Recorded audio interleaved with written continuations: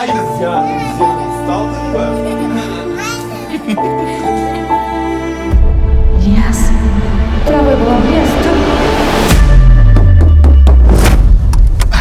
Ағай, сіз неге бізге өтірік айтасыз?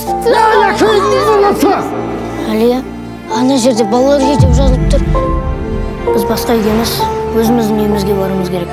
Егер алда-жалда бір қауіп-қатер төнетін болса, Даян, сенің басың не бар, Даян?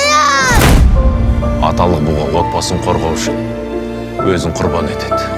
Осының бәрі сенің кесірің. Әлия, бізге қашу керек.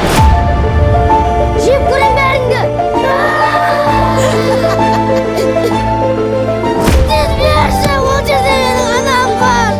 Менің үйім, ол сендерсіңдер. Мен қайда жүрсем де бақытты болам. Бірақ ол жерде сендер болсаңдар ғана.